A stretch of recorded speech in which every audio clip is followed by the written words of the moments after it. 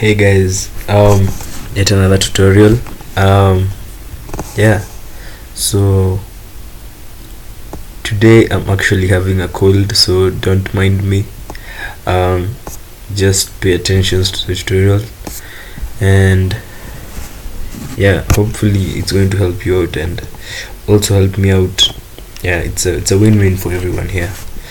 So yeah, once again I'd like to welcome you guys, my viewers, to the second tutorial on JS. So JavaScript, right before I ended the last tutorial about JavaScript,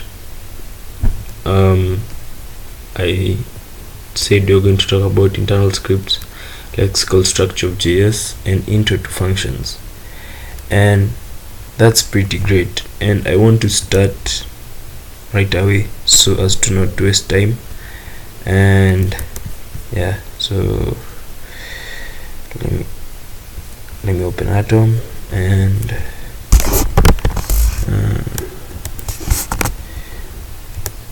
I have a tutorials folder already on JS. I was really anticipating to start this. It has some Java code, don't worry about it. I'm going to create a new file. Wait a minute, I want to create a new folder.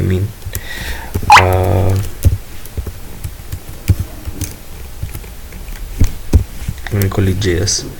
So in here is I'm going to open Atom, and apparently I have a blank file, an empty file, and that's how I want it to be. Yeah, so let's start. I'll create a new file. I'm going to call it index.html, and from there I'm going to just create simple HTML document, and from there I'm going to show you where I'm going to integrate the first step of our tutorial. So the internal scripts. In order for you to have a script inside your HTML document, you will require the script tag. So where does the script tag go? The script tag has two places preferably to be.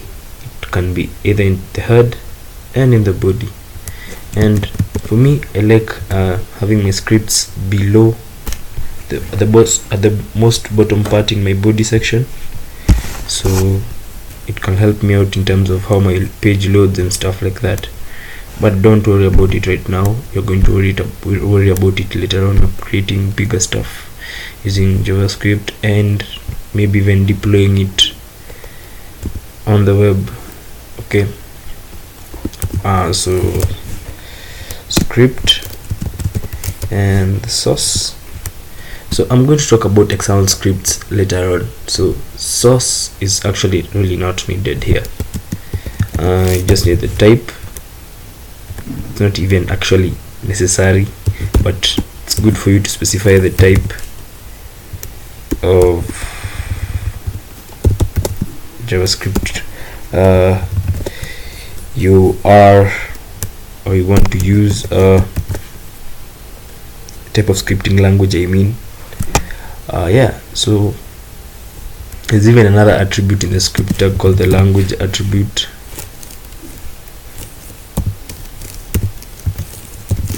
Maybe it's the language or the lang attribute, but just leave it alone for now. So this is basically the internal script. It can either be here or it can be here, just after all your tags in the body section. So I'm going to do it in the scripts in the head section, just to have examples there. So this is the first part of our tutorial. That's a tick. So the lexical structure of JS. The lexical structure of JS is pretty much a lot, and I can't explain everything in this one video. I'll have to do it in progression and over a period of tutorials. So what I need here is patience, and what we're going to learn about them as we use them. Okay, but basically is me introducing data types, variables, and introducing some data structures, just touching on them, not really using them, and stuff like that. And the next one will be intro to functions. So I like for us to first know how to declare a variable, and if you're lucky enough to have seen my Python tutorials, I showed you guys how to create variables, and there's really no like keyword to create variables. It's just having the a. Maybe let's say it's a variable a and I want to give it 10, and this does work in JavaScript. And if you want to know it works, let me just open it at the terminal, open the document, index.html, Ctrl+Shift+I. It didn't generate any error, and let's try to print it out the way we did print it in our IDLE in Python. For viewers who haven't seen my Python tutorial, it's okay, that's just a reference I'm making. So there's this function called the log function that exists in the object called console, okay, and it takes arguments, and I'm going to talk about everything I'm saying here in progression, so don't worry about what I'm saying right now. So what I want to do is print a, just have a printed in my console. So as you can see, this is the console, and the console in my code was representing this, the object console, and log is a function that writes stuff in the console, and that's good and all, but let's think about this. A in this context is an unscoped variable, meaning that a can be accessible in more ways than just this script and stuff like this. A can be accessible, it's pretty much a bad concept since it's an unscoped variable. So in order for us to declare a variable, normally in JavaScript we use the var keyword for the variable. That's a pretty good way of defining a variable. The let keyword and the const keyword if you really don't want your variable content to change through the program life cycle. So let's use a let. So it just generates the same output and nothing less, nothing more. So that's the first step. So this is what I've done here. Is basically I have declared a variable, defined it, and printed it out using the console.log. Okay, so that is, that's the first step.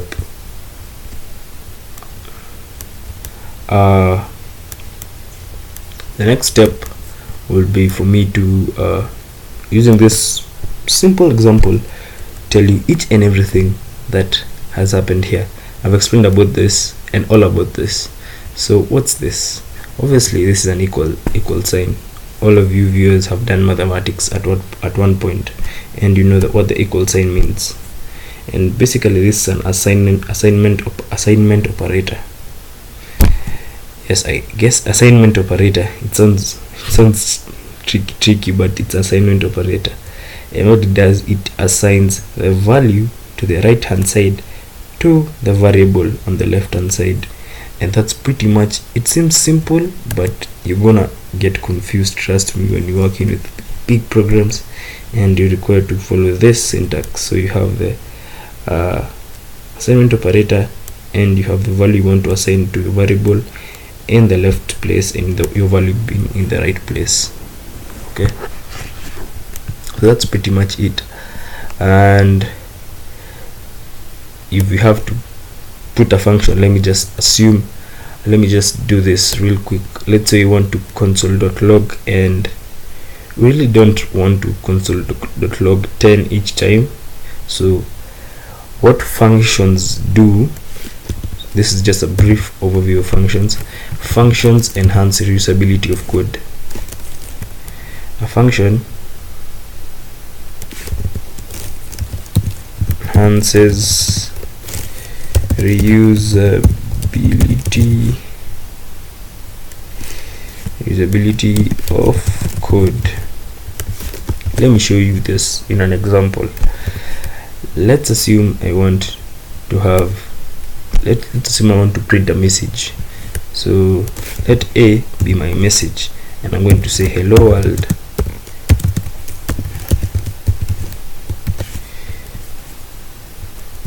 and hello world has been printed by our console. And let's say I want to print a different message each time, maybe something changes, or let me just use one function to print a lot of messages and see how function enhances reusability, right? So I'm going to do this. I'm going to define the simplest function, the simplest form of function I can ever use. So there's the function keyword, and after the function keyword there's the function name. So I'm going to say message, I'm going to say display message, and there's the round brackets, and these round brackets take parameters. I'm going to talk about them more. And what this display function does, it now calls our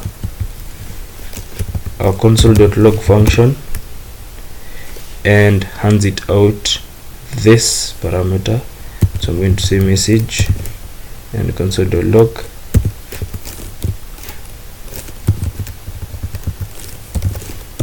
message. So from there I'm going to have to do the display message, and after that handle out a message of mine. So let me say hello Collins, and I'm just going to call this function 3 times and pass different messages. Hello my name, hello my computer,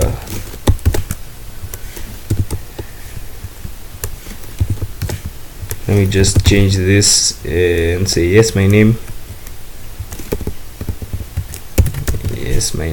and have an exclamation here. So what this will do, it will reuse my function and call on this console.log 3 times and try to display 3 different messages on my console. Let's see. Yes, it displayed Collins, yes my name, and hello my computer. This is what I'm referring to, enhancing reusability of code, right? So you pass, this is what we call a parameter, and this is what we call an argument. So a parameter is just a placeholder for the argument that is going to be passed. So this placeholder will then be taken to my console.log and be outputted. So there's a word like outputted or displayed. Let me use displayed. So that's it for this tutorial. I've expounded on internal scripts, lexical structure of JS, using very simple terminologies, and intro to functions as it is. So the next part of the tutorial, I'm going to focus on the variable scope, the functions in a much deep space, and I'm going to introduce you to callbacks. So just don't worry about callbacks for now. So yeah, that's it, and happy coding. And if you've liked this video, subscribe to this channel and like the video. Okay.